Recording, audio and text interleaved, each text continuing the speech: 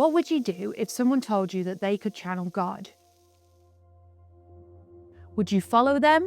Would you work for them for free or even live in their basement? In Minnesota, a New Age spiritual group has been operating right under our noses, and it smells like chicken.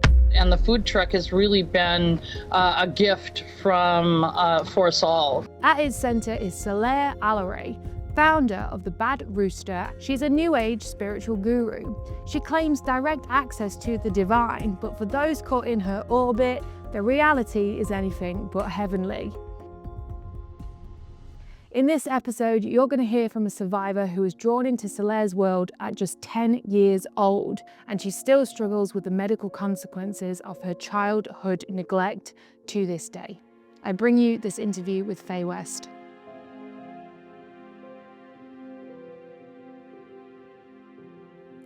Why is it important for you to share your experience today? I'm going to be upset, I think, from the beginning.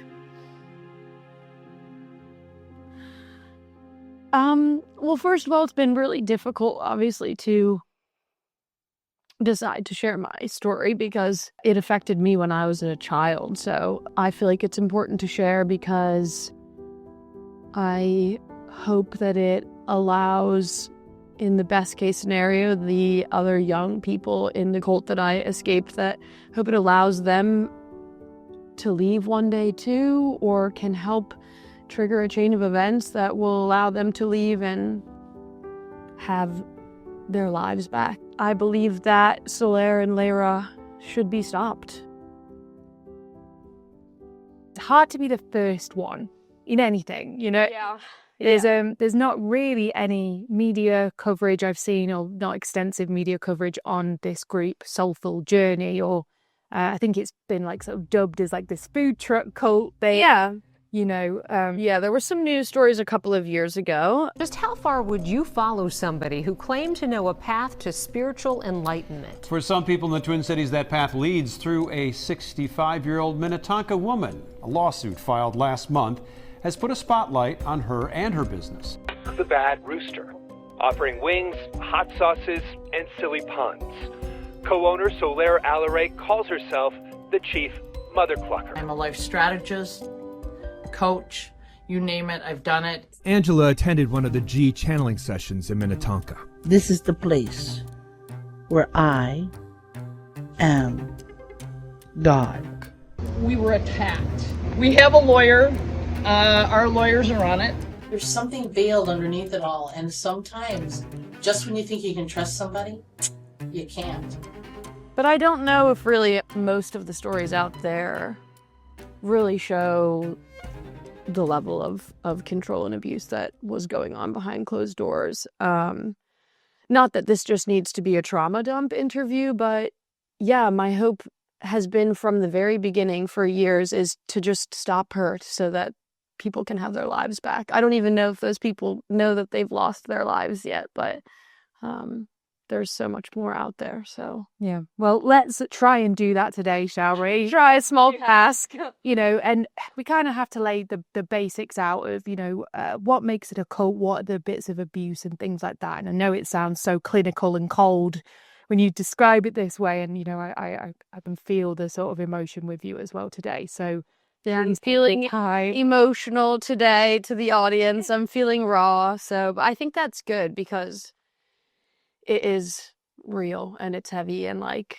you know. Yeah, well, they're all lovely, just so you know. It's, yeah, thank you for receiving me. Yes, they are all lovely. Let's start from the beginning. How did you get involved with Soulful Journey?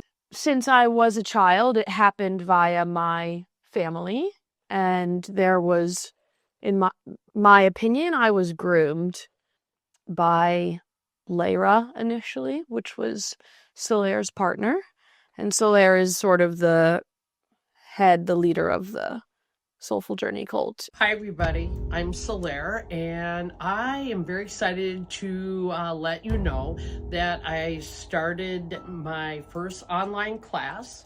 It's called Deep Dive into Your Creative Power, and I'm not very internet savvy, And I finally got a crew of people that can help me to get my classes out there, and I'm very excited about this. And as you can see, I'm very eclectic. You can see behind me and all in my room that I am very unique, and I like being that way. I'm out there now, guys, and I'm just waiting for you to join in and be a part of this great journey. So we'll see you out on the internet. That was sort of how it started. My family was in a transitionary phase. My parents had just split up, and yeah, I was about 10 years old, and I met Soulaire with my sister at 10 in Minnesota, and we didn't live in Minnesota at the time, so we traveled to go and see them. Yeah, and that's how I was introduced, and it was kind of through a lens of like, through my child eyes, felt very like magic, and that was my first introduction to her, was 10, really young. And that's how you saw her, as this magical kind of... Yeah, she was introduced to me as sort of a magical, sort of psychic, like, I was really into fairies and fantasy as a child, so I feel like that was also used as sort of a way of like, yeah, she like has connections to like mystical things and fairies, which that sounds incredible as a kid. You're like, oh my God, magic's real, you know? And she was also claiming to channel higher spirits. I mean, it just sounded like something out of like a fantasy book to me and felt magical. Yeah. And how was she sort of involved in your life with your family? Was she, you know, did you have to go to specific classes, or what, you know, what was her role in your life as a child? So initially, my parent attended classes and some channeling sessions. So Soulaire's main kind of access point was she claimed to channel a higher spirit named G, that we were told was God. G, that's what they call G. I know, right? Super original. Wonder what that could stand for. It took them a while to reveal that the big G stands for God. But yeah, so she claimed to channel God. No big deal. And so first it would, people, you know, my parent would go to like G channelings on Sundays. And then they also would have classes in the week that my parent was able to remotely attend. And it kind of, we would fly out and like visit occasionally and had friends out there too. But it really amped up when they started doing trips over the summer. And so we would go on these 2-week-long summer trips to go and do like charitable work. We went to Peru, we went to New Orleans, we went to the Bahamas. Charitable work. We would spend a lot of time in rooms being like yelled at and learning like spiritual class stuff. But that was kind of a gateway before I was living in the same place as them. That was when we would spend concentrated amounts of time together, as on these trips on buses and stuff. And this is as a minor? Yes. Okay. Everything I'm talking about today, my entire experience with them, I was a minor. I left this group the day before I turned 18. So everything that happened to me, I was underage. Wow. Yeah.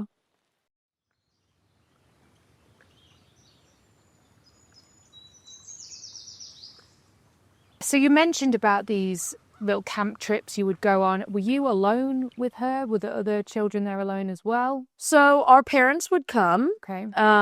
There was quite a few children. I feel like it was a great gateway for them to get edge people in a little closer and to get kids in too. So yeah, we would be with our parents then, but I mean, these trips were like, we were deprived of sleep. We would be up all hours on the bus, driving, being taught things. Like, we would go to these incredible places and like stay inside and be taught classes. Can't put the air quotes enough like on that.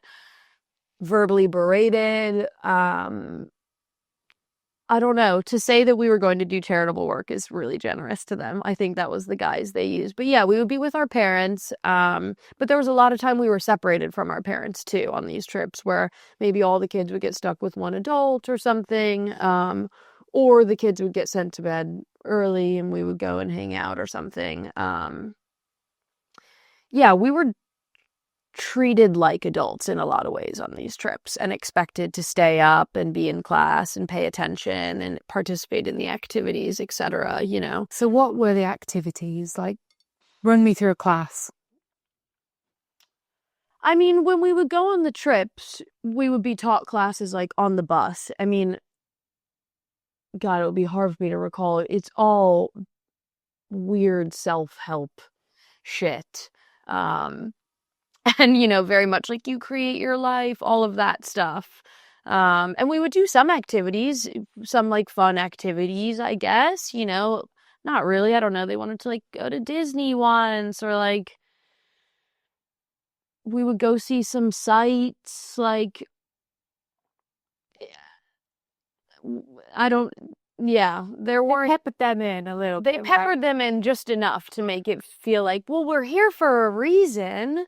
Like, I don't know. I remember going on a long bus trip and we went to New Orleans and like painted someone's house in the lower 9th Ward. But like, that's probably the only example I can think of off the top of my head where we were like directly doing charitable work. You're also doing labor.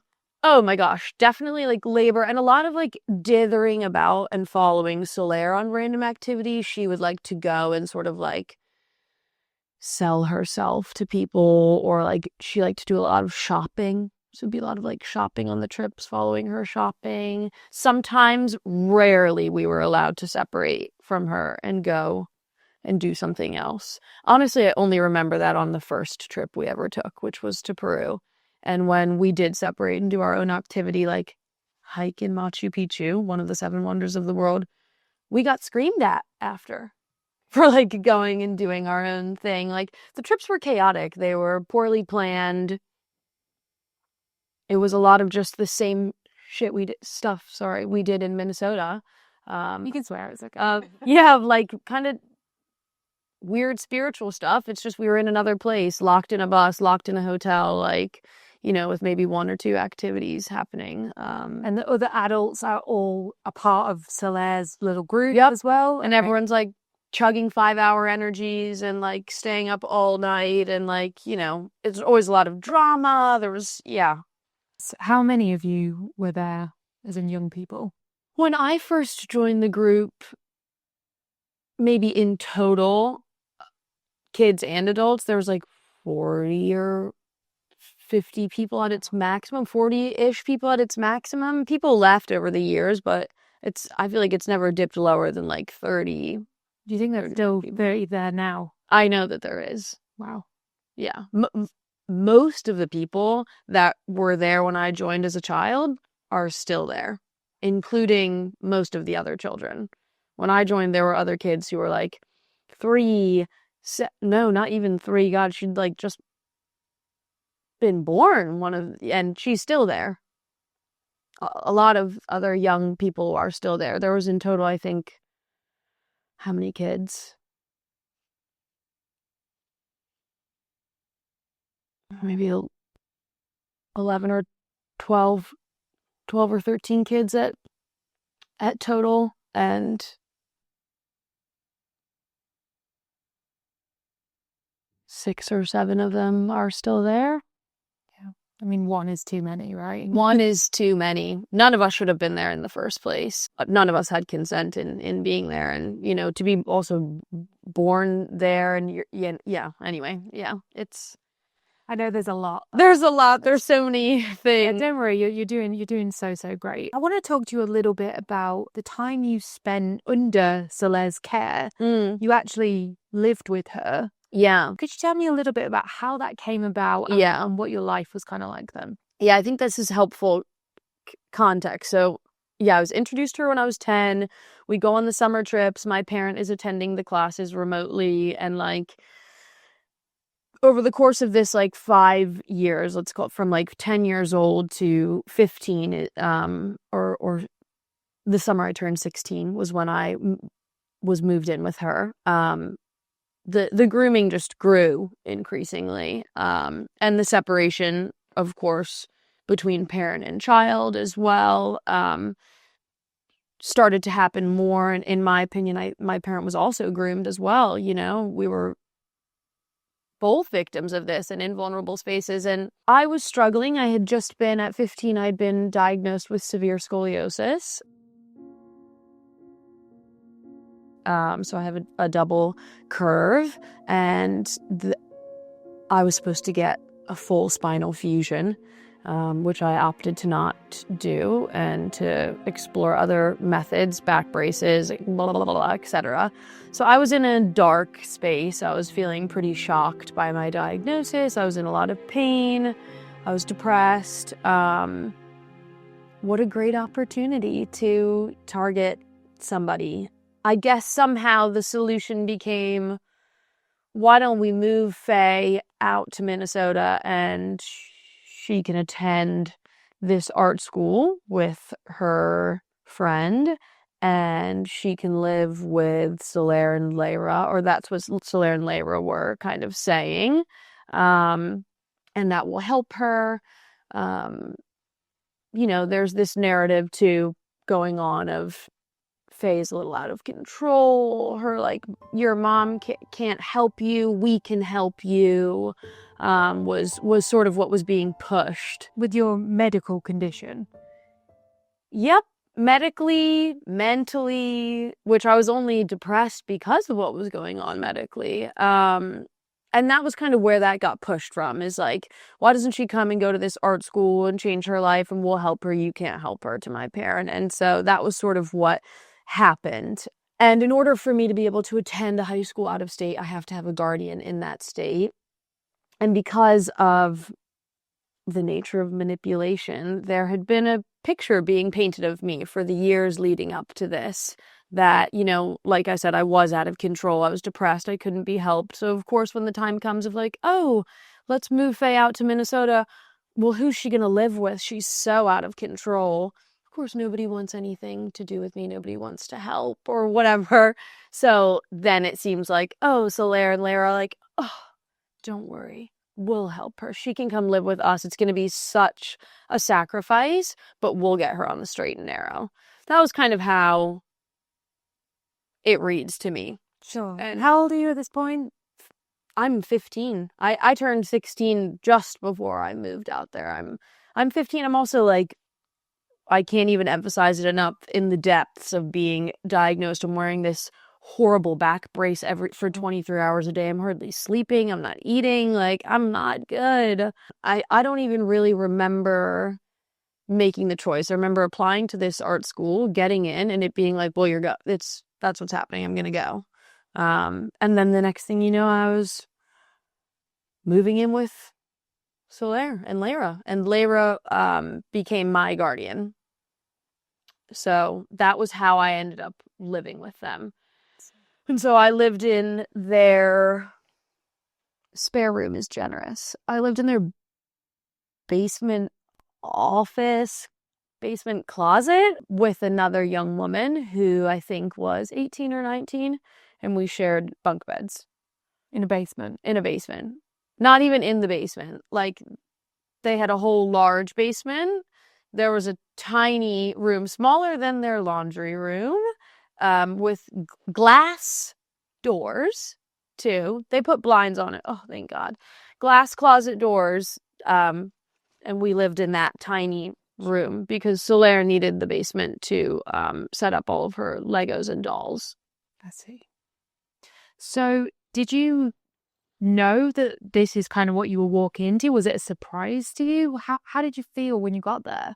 I definitely did not.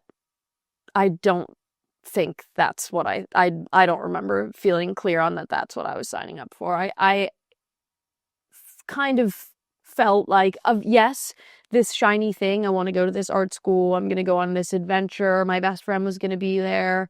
That sounds great. I kind of, in my memory, I feel like I was sort of dropped off and was this is your room. Aren't you so lucky?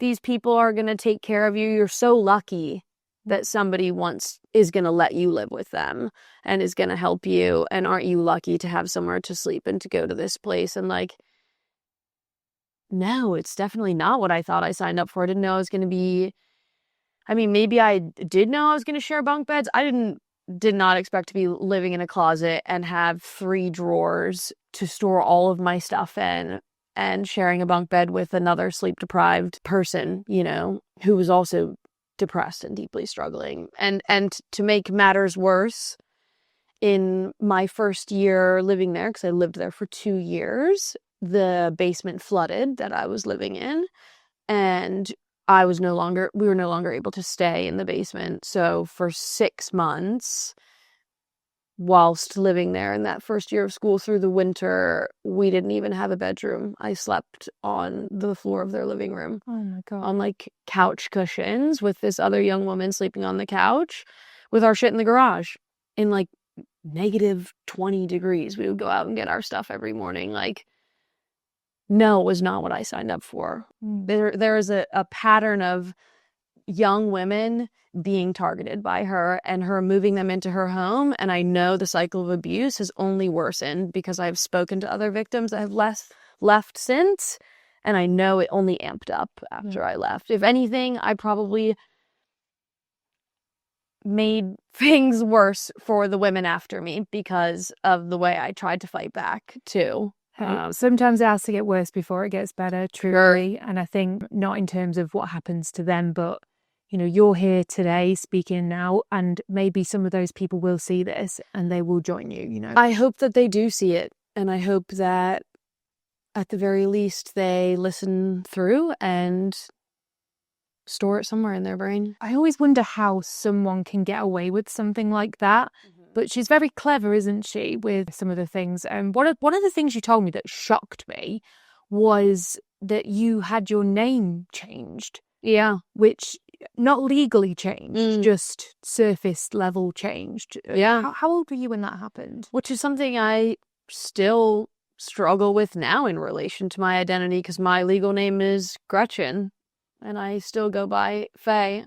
That wasn't the exact name they gave me. They gave me the name Faiwa, Faiwa, when I was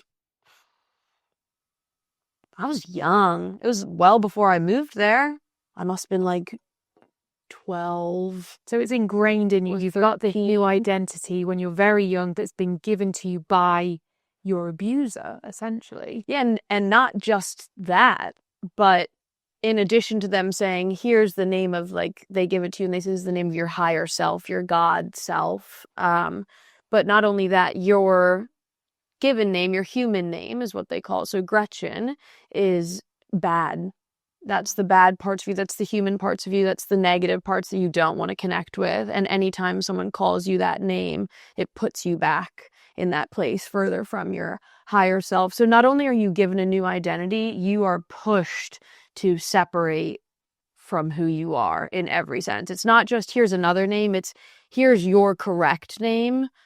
Gretchen is almost a dirty word. Wow. How do you feel about that now?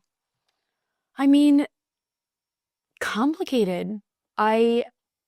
So complicated. I feel like I fought as a child, of course, so hard for people to call me something else because it's what I was told was right. It's what I was watching all the adults do and what we were told to do, that by the time I left and I was 18, I felt like, well, I don't know who I am as Gretchen. I don't know who that is, which is sad. That's me still, you know, I'm Gretchen, but I'm also Fai. And that was why I kind of shortened the N. I took the WA off, and that was the suggestion of my amazing friends at the time. They're like, well, like, Fai is, you know, yours, and you can figure out what you want to do. But yeah, it's complicated. I still struggle with that. And the more I go public with it, the more I question, like, why do I still go by Fai? Like, should I go by Gretchen? Who's Gretchen? So who's Fai, though? I don't, you know. Yeah. Yeah, I can't even imagine how I would feel in that situation, to be honest. I mean, you know, I think you are a very cool person, whoever you are. Sure. Gretchen doesn't feel dirty anymore. It used to feel dirty. It doesn't feel like that anymore, but it feels complicated. I don't know what I would say to people now. What would I say to my family? Hey, just kidding. Like, let's take back the last 15 years. You can call me Gretchen again. I don't care. Why did I care in the first place? How am I going to explain that? Like, you know, yeah, it's more than just being given a new name. It's being made to hate who you were before you met them. Yeah. Which is a so classically abusive relationship. Yeah. It's honestly so scary, and doing that to children as well, 40 of you potentially. When you don't have a strong connection to your identity yet, like, and you are so malleable. And in a lot of ways, I kind of consider anyone whose frontal lobe isn't developed a child in that sense. Like anyone under 25, like who is in that space, that is going to affect your brain and your relationship to yourself forever. There's a legal sort of aspect to this as well. I know that's kind of like takes out the emotion part of it. But if you're introducing yourself to your new school, your new friends as Fai, but legally your name is still Gretchen, that kind of makes it easy for you to slip through the net on things like welfare and just another way to separate people and make them harder to and this, you know, this is classic in sort of human trafficking places. And in my opinion, I was a child who was moved across state lines to serve an abusive person, which that is trafficking. I was made to go and do free labor for her and serve her and her community. And like, that is human trafficking. My name was changed. My identity was taken from me. I was separated from my family. And I want to, as well, at this sort of point where it's obviously throwing down some quite serious allegations and stuff here, but you have reported this to the police. You know, and I'd love to ask you a few questions about that experience. Lots of people are terrified to go to the law enforcement. A little later, we'll talk about that. You just mentioned then about how you were serving this Soulaire, which we can assume is also a fake name, right? Yes, her birth name was Lynn Young.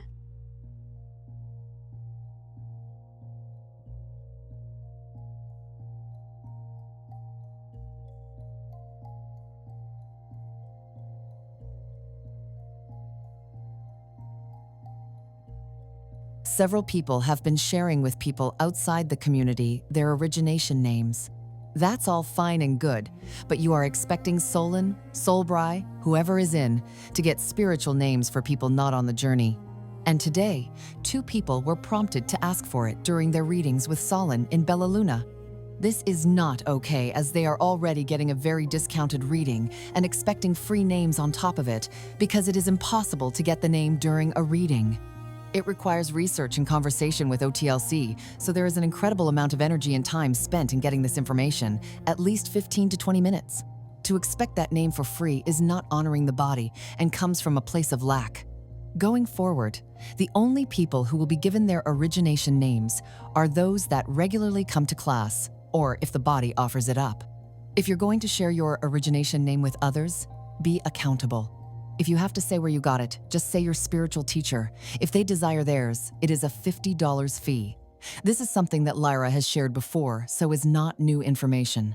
Thank you for being accountable and respecting the masters that teach you. Laydar. So Terry and Lynn, who are now Soulaire and Lyra, or Lyra and Soulaire, yes. So, and Soulaire, that was just one of her names. She had a lot of other names. Soulbray, Soleil, claim to channel grown men, multiple grown men, grown women, a 3-year-old child, like... There's weirder shit happening over there than what is available to you online. Like, did I believe it? Yeah, of course I believed it as a kid.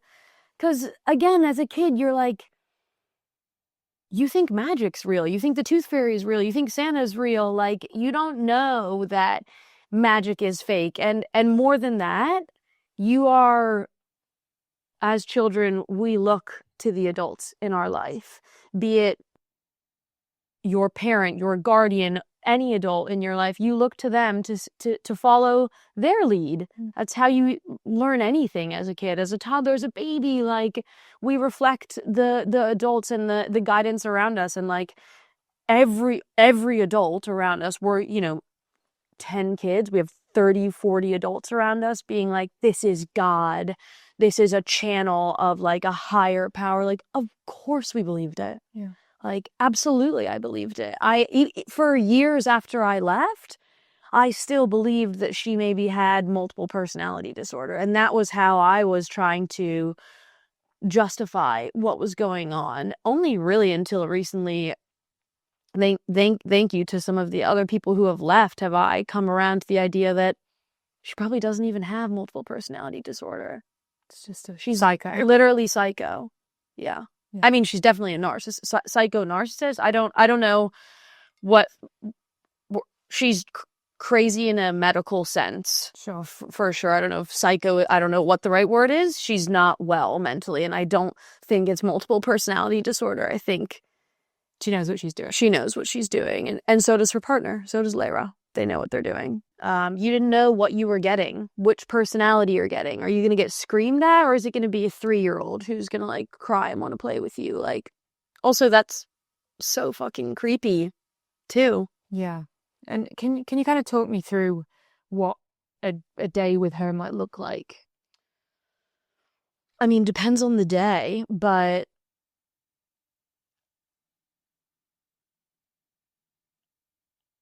well, your hours are backwards, so you're up all night with her. So if we start it from like the beginning of a day, I would probably be going to bed, let's say like, well, even on a school night, maybe 2 a.m, I would go to bed. Like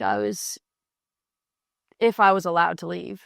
Yeah, so you're going to bed when you're supposed to be waking up. Let's call it from like 2 a.m. to like 7 a.m. You could be going to bed. You're going to sleep for like 4 hours or something. And then you're going to wake up and like, my life, I can't emphasize it enough. My life revolved around whatever Soulaire, whatever was happening in her world. Be it a doctor's appointment, a nail appointment, whatever. It's about that. And like getting her off to where she needs to go, getting her drinks, her tea, her snacks. Like if you lived with her, you are slave labor. And I'm not exaggerating. Soulaire from the Bad Rooster. I'm also known as Chief Mother Clucker. And, mother is in my name. The thing that I have always thought about was why we have one day a year we celebrate mothers. I am a mother. I have sons. I have an adopted daughter. I have taken in so many kids that have been, had no place to go. And all I ever did was teach them to be accountable to their life and love them unconditionally. I'm grateful for them being in my life. They have loved me and they have taught me things too. Moms make mistakes. Moms are not perfect. They're not gonna walk on water. Sorry to tell you that. I know you think they do, but they don't. And there are times when we get upset or angry or we get confused. You know what? Part of loving unconditionally, you love people through their good days and their bad days. And so as I was learning to be a parent, my children were going on that journey with me. And so it's remembering that when I say, here's the deal, boys, it might mean you're cleaning the garage. It might mean that the house has to get cleaned up, or we've got to do lawn work. All right, everybody. Yeah, this is Soulaire with the Bad Rooster. So here's the deal. I'll turn on the online, give you a second chance, but the moment that you treat any of my staff or my children bad, I'll turn it off on you. It's not that I am a restaurant. I do it as a favor to this community, and I make it easier when weather is not good. So, if you're gonna place online, be patient, wait your turn. She's gonna get your name and a number, and she's gonna then bring you your food out. It is not okay to treat us crappy just because you didn't get your food in that. I'm sorry, I am not a superhero. I don't snap my fingers and make shit happen. Here's what I know, that when my children hear me say that, they immediately know that they have to cancel everything on the weekend, and they know that they're committed to doing whatever mom says. And you know what? I hope that it's the good things that I taught them that sticks with them, and that they forgive me for some of the things that I've done that I wasn't so good at. I know that I don't expect perfection for my children. I just want them happy. I want them to know how much I love them. So today, this is kind of going back to my kids and all kids out there. Moms love you. I love you. And it's important for you to know that because you're a gift. And I'm grateful that I had you in my life, even though I kind of cried and whined a lot about it. Yeah, I did. You know, I'm waiting for the damage deposit from here because of baby fat and all the work I had to do. But I forgive you because you love me, and that's all that matters. Love is unconditional. It is about serving her. That was what the day was about. What does Soulaire have to do? We need to prep her and serve her and get her off to where she needs to go. And then maybe it would be like, well, then we'll meet at the center later, which is their office building in Minnetonka, and have class or prep for class. There would be maybe like a meal cooked or whatever the class was. There's 5 million classes. So you're spending every night at the office paying her in cash for all of the classes. Just want to say. To all who attend classes and channelings at the center, I am giving you notice that as of immediately, you will not be allowed into class without payment in full prior to sitting down. This pertains to all classes, channelings, and any other event that may take place at the center. No more, I'll go to the bank after class, I don't have it today, I don't have any money, etc. Be accountable and honor the journey. You know when classes are. You know when the banks are open. Make the effort to honor the journey and yourself. If you are in a position where you have to borrow money, please do so before class. Yeah, and so we would, follow her around, serve her, pack 1,000,000 bags. She has to have everything with her at all times, fill her truck up with all her bags from home. She'll go off and do what she needs to do, meet her at the office building, wait. Your whole life's just waiting and serving and waiting and serving. Maybe get there, serve her some more once she's arrived, have class. Maybe she would want to do some activity, I don't know. Have your spiritual class. The class would, let's say start at like 7 or something. And it's probably supposed to end at like 9 or 10. Ends. Class is never over. And you're never really allowed to leave.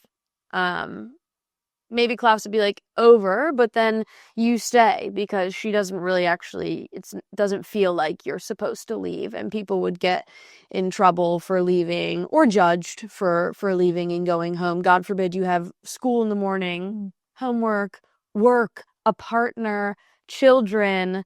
The most important thing should be being at class and then being a part of that group after class.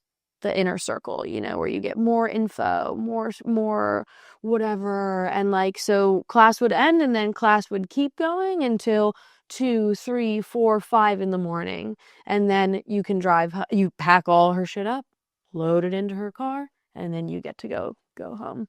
That's a day. Would you say that Soulaire, that is, was worshipped? Absolutely. And anyone in that group still that thinks that that's not what they're doing is lying to themselves. Sure. It's not uncommon for, sort of cult leaders to be like that and be very narcissistic and view themselves as gods, essentially. Absolutely. You could not make a decision about anything in your life without asking her. Yeah. Down to what model of car should I buy? Should I get whatever product, everything. Who you should date, who you should hang out with, where you should live, what you should do about literally anything. If you didn't screen it past her, guaranteed you'll be told you've made the wrong decision. And you might still be told you've made the wrong decision, even if you do listen to her. Because she might be like, well, I was just telling you what you wanted to hear. It's just a level of control over people that nobody should have. Yes, and you never know where you stand. Who knows if what's going to happen? Yeah. You're on edge all the time. Speaking of level of control over, our lives, you touched on it earlier where you said, she promised to help you with your medical concerns. This woman's not a doctor. She has no medical training, no medical license, nothing. Yeah. Hasn't taken any training courses. And she was giving, I have severe scoliosis. Johns Hopkins Hospital wanted to fuse my entire spine. And medically they consider it moderate to severe, where if it's any further, it would impact my organs, which thank goodness it doesn't. However, I live with it for the rest of my life. It's something that I have to deal with forever. And what she told me and my parent was that she could help, and by help she offered chiropractic adjustments to me. She has not been to chiropractic school. She has no medical training, and she was using an activator, which is what chiropractors use. It's like a little gun. I don't even know how you're allowed to buy it if you're not a chiropractor. And that's what she was using on me. She was supposed to be doing it weekly, which I don't, even that felt like it was like a battle to get her to do sometimes or whatever. So she would give me chiropractic adjustments. And also, for context about scoliosis as a condition, the years that I was living with her, 15, 16, 17, 18, those are the most pivotal and malleable years for your spine if you have scoliosis. It's so important that you're getting the correct care in that time because your spine hasn't completely set. And so during those years, I was getting fake treatment, making it worse. Yeah. You didn't make it worse. How could it have made it better? Absolutely, I think it made it worse. She had no idea what she was doing. And that's really upsetting. Because my scoliosis is something that affects me every day now. And is something that for many years of my life gave me, and at times still does give me, chronic pain. I have to go to multiple appointments a week to manage it. And, it's not even just that in those years I wasn't getting getting all the care I needed to help. It's that I was getting treatments that were hurting me and making me worse. That's one of probably the most painful things for me to deal with, because it's immeasurable, really. I can't say how much worse it made it. I don't know. But I know that it's something I think about all the time and every day, and that my scoliosis is unfortunately a big part of my life. Yeah. And I know that she's still giving out chiropractic adjustments to people. Yeah, and practicing medicine without a license is illegal. It is I believe crime against the state to practice without a medical license. Or that's what I've been told by the police.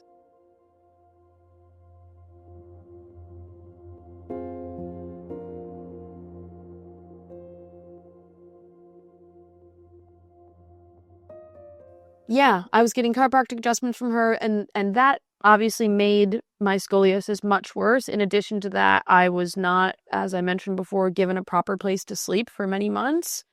Sleeping on the floor for 6 months through the winter. Couldn't have been worse for an extremely delicate spine. Not sleeping at all, that's so bad too. I wasn't being fed properly. Absolutely, my spine deteriorated in those years and was put in such a bad position. Yeah. How do you feel towards her about that? Yeah, I mean, specifically when it comes to my back, it's hard for me to even emotionally all the way go there, because it's so upsetting. Yeah. To be honest, I don't want to have a medical condition for my whole life. I don't want to deal with something chronically.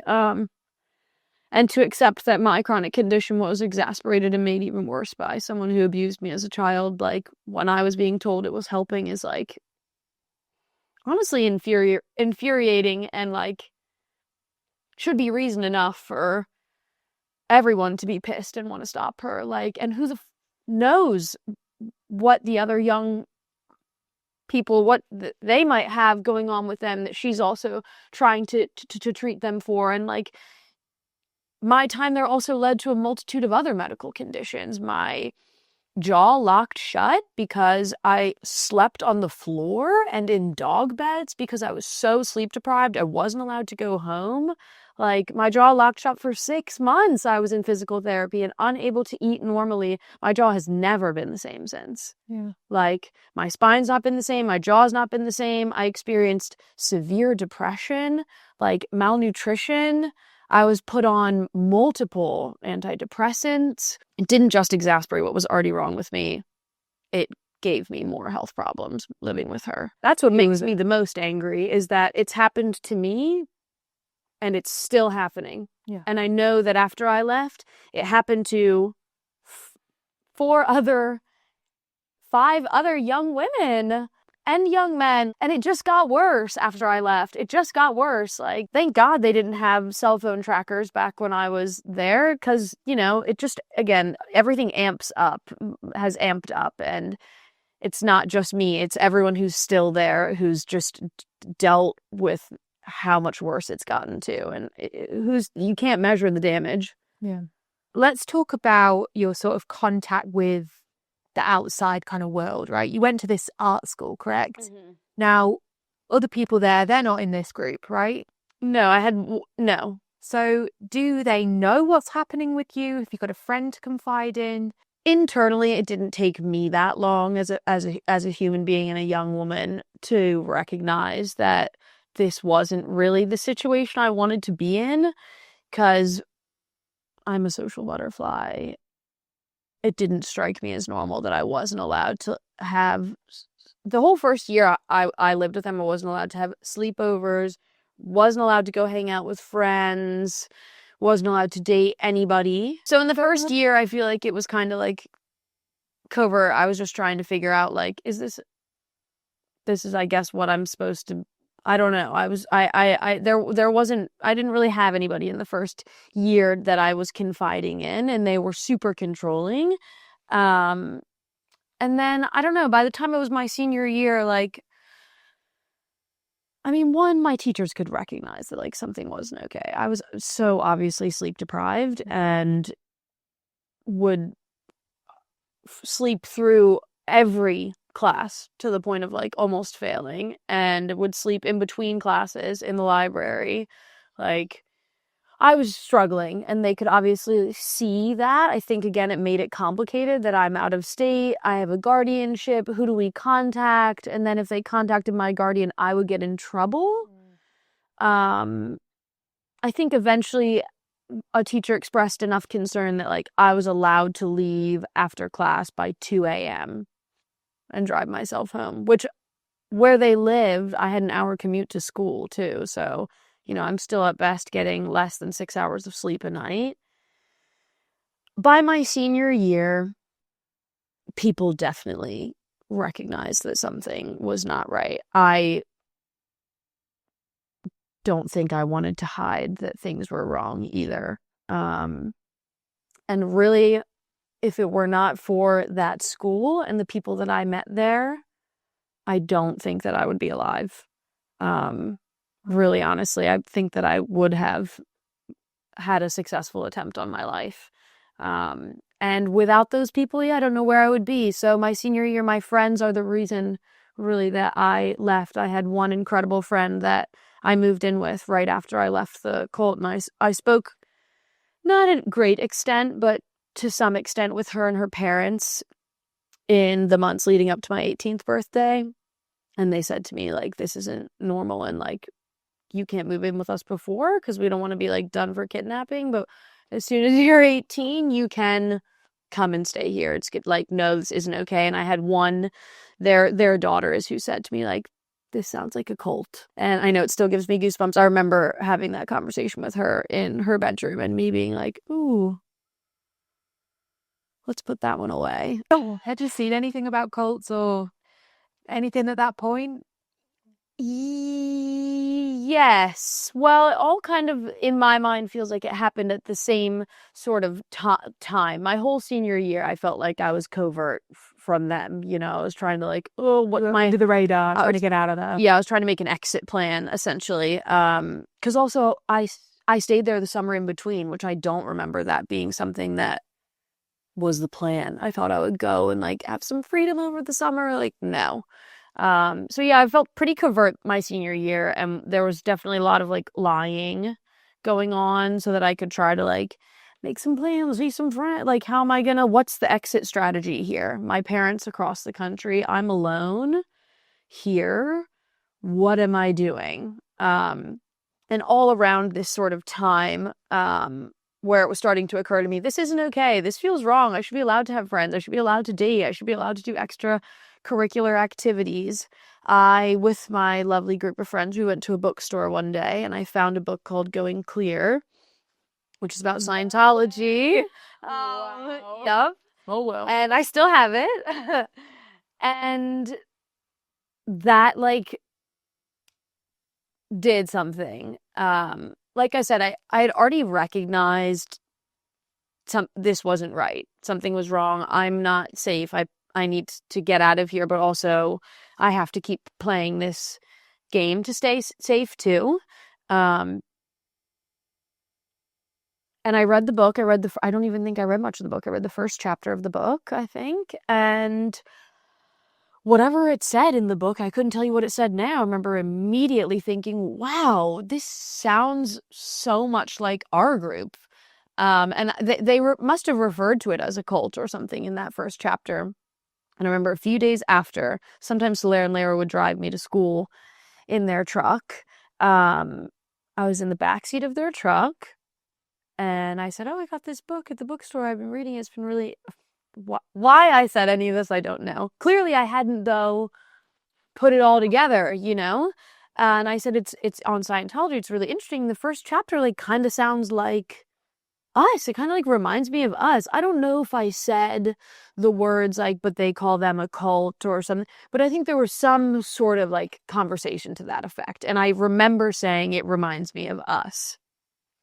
And the look Soulaire gave me in the rearview mirror, like, still gives me goosebumps. I remember her looking at me and being like, give us that book. No. And I handed the book up to her, and they like looked through it and were like, why are you reading this? Like, why did you pick this up? Like, you shouldn't be reading this. But they gave it back to me. Again, it's like a test, you know? I wouldn't read that if I were you, or something like that. And I took it to school and I hid it in my locker. And I definitely continued to read it. Wow. And I think that moment was confirmation for me as a teenager that, okay, I have to get out of here. That felt, that switched things for me. And that was what started to trigger the conversations with my friends where they were like, yeah, I think it is a cult. Like, this isn't normal. Were they quite supportive of you at that point? Oh my God, yeah, my friends were incredible. Truly, everyone at that school, teacher, student, were incredible. And I'm still in touch with all of them to this day, including all of my professors. They know the truth about what has gone on. So do my peers from that time. Yeah, they were so supportive. They were the reason I got out and that I got out alive. The people that supported me and took me in the year after I left the cult when I was freshly 18 were the people I met at that school. Wow. Who met me judgment-free, open arms, no questions. Like, yeah. And your exit plan, you moved in with your friend. So I turned 18 June 6th of 2015, and I was going to graduate high school June 5th of that year. And Soulaire was having some kind of like kidney problem and was in the hospital during my graduation, and so she couldn't come. And the weeks leading up to the month, I mean, as I said, the year leading up to this was really bad, but the like many months leading up was when my jaw locked shut. I was having really bad depression, suicidal thoughts, severe anxiety. I remember I thought I had a lung condition because I like literally couldn't breathe. I was like, this is anxiety? I thought anxiety was in your head. I didn't know it could be physical. Yeah. And so there's all those things sort of leading up to this. And specifically in the couple of months leading up to graduation, I remember making multiple phone calls to people at like 2 a.m, driving home, being like, and knowing I was going to go home and be alone. And I think in my head, I was kind of contemplating, like, do I kill myself or do I leave? Sorry to be so, but that really was where I was at. And making a few desperate calls, like, what do I do? Should I leave? Should I go? Should I pack a bag? And should I just go? And like, but where do I go? It's 2 a.m. on like a fucking Wednesday night. I don't have any family here. What, I'm going to call my friends? I'm 17. Their parents are going to call my guardian, who's then going to pick me, and I'm going to get in more trouble. So I stayed. And on the day of my graduation, I woke up and I found out that no one was going to attend my graduation. After, of course, I had like fought to get 5 million tickets for Soulaire and her entire posse of people to come. Not only was Soulaire and her partner not coming, but no one was going to come to my graduation. No one. Wow. And yeah, and I got up on June 5th and I knew I was never going to go back. And I just packed a small bag, and there was only one other person at the house. And I said bye. And then This I is left. less than 10 years ago, isn't it? Yeah, this is almost 10 years next month. It'll be 10 years next month. Yeah. It's crazy. Yeah. I did go back to the home, I think, twice after that to get things. But I never stayed there again. Yeah. And how did you end up over here? You know, where you obviously are living in the UK now. Mm-hmm. You know, how did you end up coming over here? I was really lost, to be honest. I mean, not that this is a place to come if you're lost, but I was in a space where I didn't know what I was doing with my life. So I left. And then, you know, finished getting my things. That was traumatizing. They threw all my shit into trash bags and like I had movers go and pick it up, and it sat in a storage unit. And honestly, I spent the next year of my life after leaving the group, like, I had an amazing summer with my friends, but then everyone kind of had a plan for what they were going to do with their life. And I didn't, because I had just escaped this lie where I had been told I had to follow this path and that everything else was wrong. Basically, they wanted me to go to like MCAD in Minneapolis and go study art there. And I had gotten into the best art schools in the country. Wow. With scholarships. And I said no to all of them. I don't know. I didn't think I should go. I had spent 2 years being, you know, not even 2 years. I'd spent my whole childhood being told that that wasn't the right decision to make. And that if I move far away from the journey, I'll fall asleep and fail and lose everything. And like, I was still in the group when I had to make my decision about university. And my decision was made also for me on a giant whiteboard. They made a flow chart and just X'd everything out until the ultimate decision was to go to MCAD. So that was the space, you know, that's what I had been told. And then I left. I, again, didn't have any family. I was living with my friends' parents, who were incredible, but I don't know. Then my friends went to university at the end of that summer. And I, thank goodness, moved in with some more of my friends' parents, and I just spent the year honestly like really, really depressed, doing nothing. Sure. And having absolutely no idea who I was or what to do with my life. And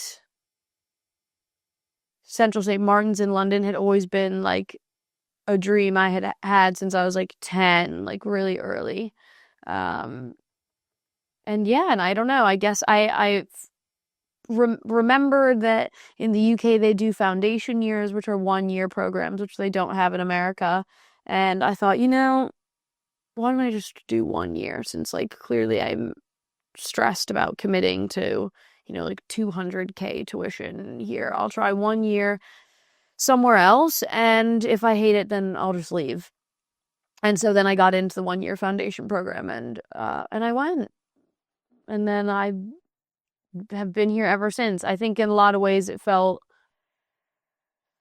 felt free, because even though it was terrifying and I was totally ill prepared to move to another country by myself, and was like, thought it would be exactly the same, and it definitely was nowhere at all the same as America. It was good. It was good and it was bad. I think I was able to leave my entire life behind, which was what I wanted. I think what I didn't realize I was also doing was I was shutting my trauma out too. I didn't want to remember any of it. I didn't want to talk about any of it. I didn't talk about it, period. Yeah. For like 7 years. Nobody knew about it. I told 2 friends when I was like 20, and we had one conversation about it. And I was like terrified to say it out loud too. Like I was in like a cult. Yeah. Like I was terrified. I was really lost. Like, I'm so glad I came here, but I was running away from what had happened to me. And I think that was what I needed. Obviously, as a young person, I needed to go and be as far away from that as possible. And I think that allowed me to actually find myself and discover who I was. And that was incredible, but it's really scary leaving a high control group who controls your identity, because not only do you leave and you have to make every decision on your own when you've never done that, but you also have literally no idea who you are. So you don't even have any compass for where to go, what to do, what's right, what's wrong, what do I want? I didn't even know how to know what I wanted. Yeah. Because I became so disconnected from my own gut, which I don't feel like that anymore, thank God. But yeah, that was how I ended up here, I guess. I mean, it was, and here I am a decade later. I don't know how that happened. Yeah, it's funny how these things come back around. Yeah, it wasn't the plan, that's for sure. But it ended up being the best thing for me, and I think just as much distance as I could get was exactly what I needed. Yeah, sure. Yeah. So 10 years on, before we obviously sat down today to film this, we've been speaking for a while. I remember saying to you, if we're going to make any kind of video or whatever, the most important thing is that the police know about this. Absolutely, yeah. And you were up for that. I was a little shocked that that's not something you had already done, because it seems so egregious, as I said. Yeah. What was that like? Could you talk us through it? Because you went and did it, and I'm so glad that you did. Yeah, I mean, in a weird way, it had like not really occurred to me to call the police, to be totally honest. But it's because I sat in denial of my experience for almost a decade. I mean, it's been a decade now, I couldn't even remember what happened to me for over 5 years. And even then it came back in like slow trickles. Thank God for EMDR, and thank God for other victims having left and us being able to corroborate and validate each other's stories. But yeah, I don't know. I hadn't thought that I had never thought to report it to the police until, really honestly, you were like, you should file a police report. I was like, oh my God, I guess I should file a police report. I mean, I don't know. I think you start to feel like, well, if I call the police, can I prove it? It sounds crazy talking about it now, but I don't think I really even knew that what happened to me was illegal. Wow. Until, I don't know, like 2 years ago, really, like until some more people left the group and we started talking to each other, and we're like, wait, that is like, that's fucked up. And I'd never occurred to me that like grooming could be something that happened to me. I was like, oh my God, I was groomed, like all of these things. Like it clicked into place a couple of years ago, but it never sank all the way in, I guess, at all. And my thought about the police was, if I can't supply evidence, then they're not going to care. And I didn't even think I had any proof. Turns out, like you said, I have a ton of proof, and the police, and I want to be careful here because I understand why so many victims don't come forward, and I understand there are so many police officers who have invalidated, will invalidate victims, may tell you don't have enough evidence. For me personally, as someone who can be skeptical of law enforcement, I was surprised. I actually had a really positive experience speaking to the police. I think too that how it read to me with who I spoke to, I think they really try to handle it delicately when they're aware that you were a child when these things happened to you. And something that was really emphasized to me is that, like, even if the police can or can't act on the crimes that happen due to statute of limitations, etc., the police are aware of that, and they want laws to reflect the way, reflect how these kinds of crimes happen, in terms of like trauma brain. It takes people many years to remember the trauma that happened to them, and the laws need to reflect that too. But the statute of limitations sometimes still isn't quite big enough for when, some memories take 7 years to come back, and that can be the statute of limitations. Overall, my experience with the police was positive. It was, they basically ask you, like, so what's, why are you calling? I said, I'm calling to try to report some crimes that happened to me as a child in this area. It was around 10 years ago. How would you handle that? And so they take some basic information, and then they referred me to an investigator who reached out to me later, and I submitted a large folder of evidence, and they take that, and we spoke more in depth about the things that happened to me. But overall, the officer didn't want to re-traumatize me either. He was happy to take in my evidence and read all the writing I've previously done on my trauma and work with me on that. And, we corresponded, and it's been filed. And I don't want to say too much more, I guess, about what can happen in that sense, but I have been told by the investigator who specializes in abuse and crimes against children in Minnesota that there were extreme crimes committed against me, and that I absolutely have supplied more than enough proof to show that that happened. And that's really fucking validating. I think more than anything, and I know most people's experience with the police isn't that.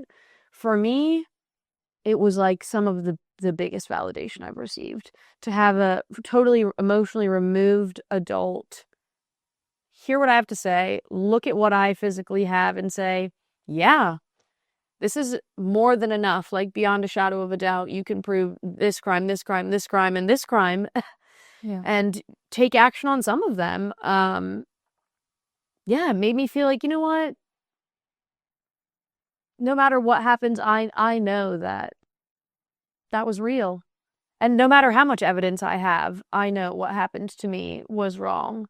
And it shouldn't be about proof or evidence. I know that can be the part that makes calling the police scary and tricky. And yeah, since, unfortunately, I was abused in multiple boroughs of Minnesota, there are multiple files to make, multiple reports to be made, and that's with also being in a completely different country right now as well, right? Yeah, and they're totally happy to help with that. And what it can mean for other victims going forward is that there's a clear pattern of behavior, and I'm not the only one that has filed something with the police on her, and they're aware of that.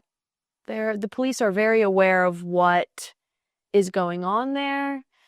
They're monitoring things, and any victim that does want to come forward hopefully will not have to supply as much evidence, because my large supply of evidence is enough to show a pattern of behavior that hopefully in the future, when she is arrested for whatever she is arrested for, it will be quicker and easier for them to arrest her and whoever else is going to get arrested.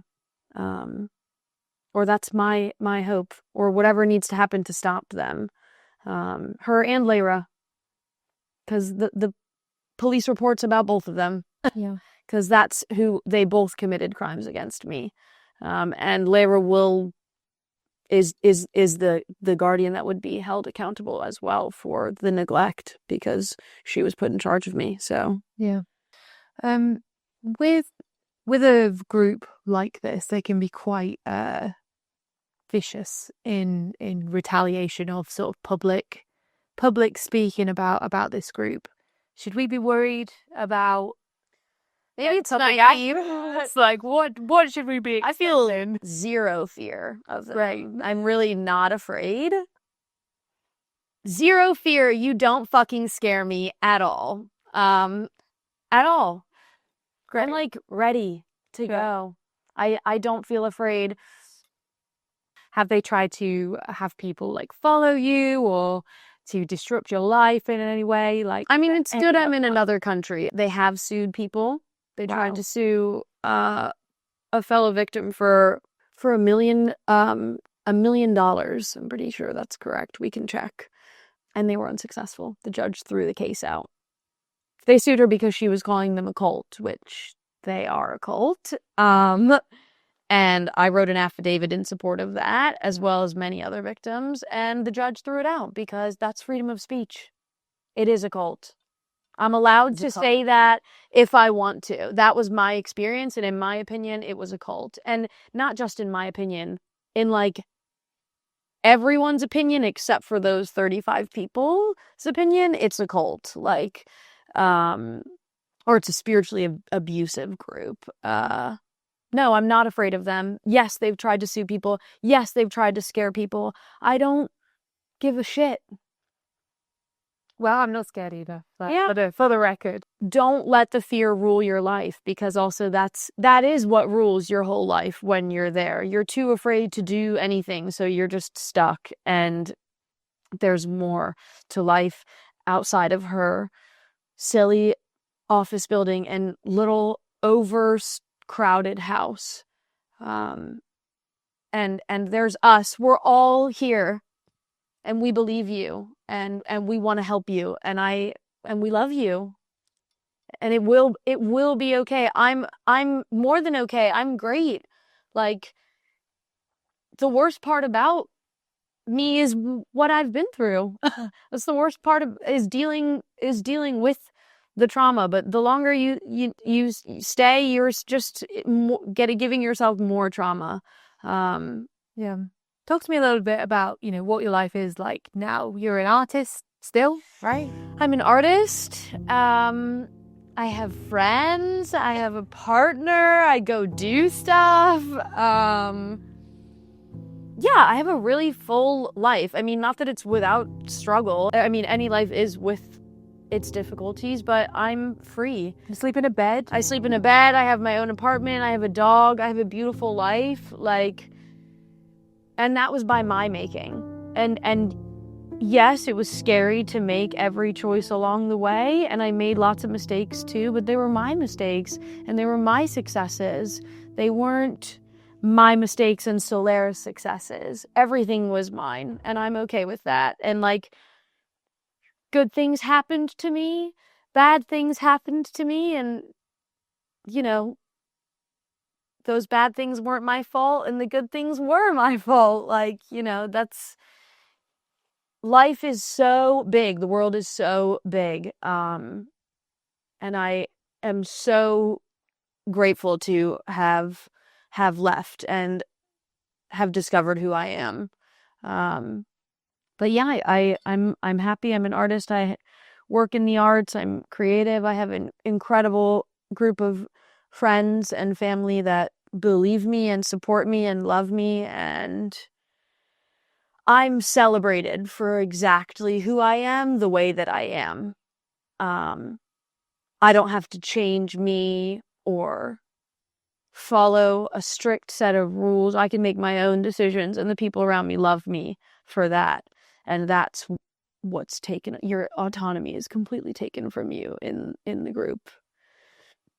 Yeah. And you don't even know it's being taken from you. You don't even know what it's like. It feels horrible having autonomy for the first time after leaving. And it does in the beginning, but it also feels incredible. You're free. Like, you can do anything you want, which is terrifying. But also that feeling never goes away in life too. You could always just do anything you want. Life is big, but yeah, my life is full now. I think the way you have described that will resonate with a lot of people that might be under the radar, not just in your group, but actually in many cults. Sometimes the reason we recognize it's a cult is because we see it somewhere else, right? Like with the Going Clear book, right? Recognized it there. And I think those feelings you speak about, you express them so beautifully. I think a lot of people will resonate with that. I hope so. To directly, I might get emotional. I just want to say, if for some reason any of the young people in the group are watching this, it's not normal for your location to be tracked, to not have autonomy, to not be able to move out of state, to have to take jobs that feed your spiritual leader. Like, it's not normal to go to class a million nights a week. And you know what? Maybe she's not doing any of those things anymore, but I promise you, whatever is going on isn't normal, and it isn't okay. It's not normal to have 8 people living in a 3-bedroom house serving one person. You're not sleeping, you're not eating. Like, I don't know. I wish I could find the right words to reach to you guys, and guarantee that you'll hear me and believe that you have an incredible life out there. And I don't know what the right words are.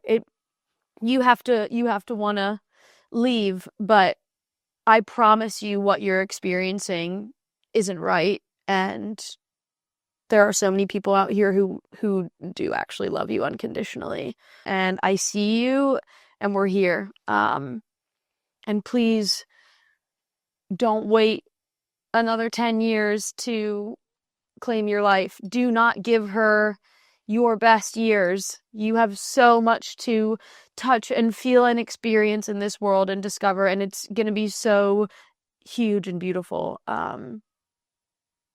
Yeah. I wish I knew all the correct things to say. I wish I could reach through and just pull them out, but yeah. It sounds almost like you're addressing it to a younger version of yourself, that's... Yeah, you're not alone. I felt so incredibly alone, and sometimes I still do feel incredibly alone in it. And maybe, I wish I had realized that the people that, there are so many people out in the world ready to greet you, and they may not even be people yet, and you're not alone.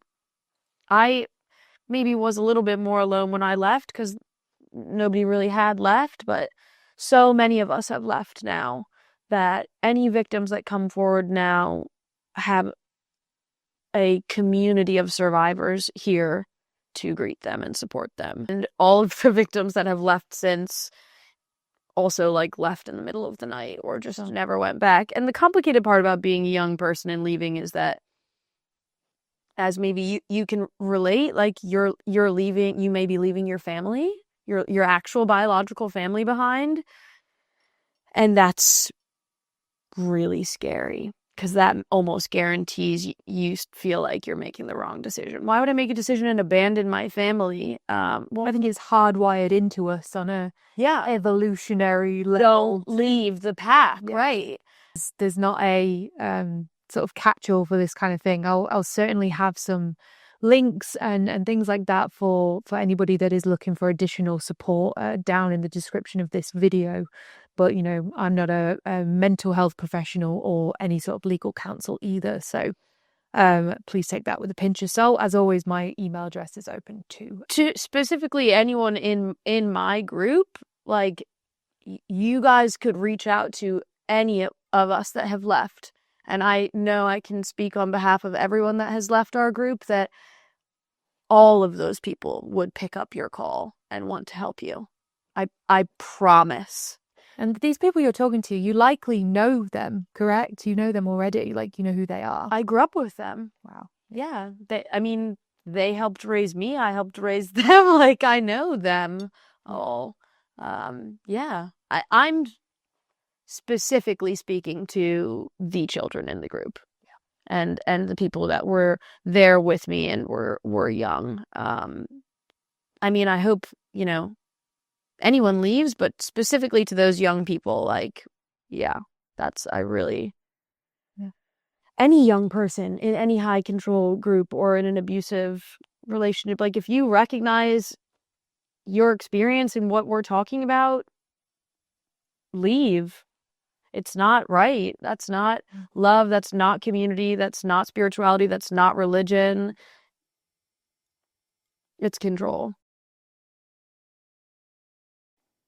The courage of Fai in sharing her story is undeniable, offering a crucial window into the realities within Soulaire Allerai's Soulful Journey group.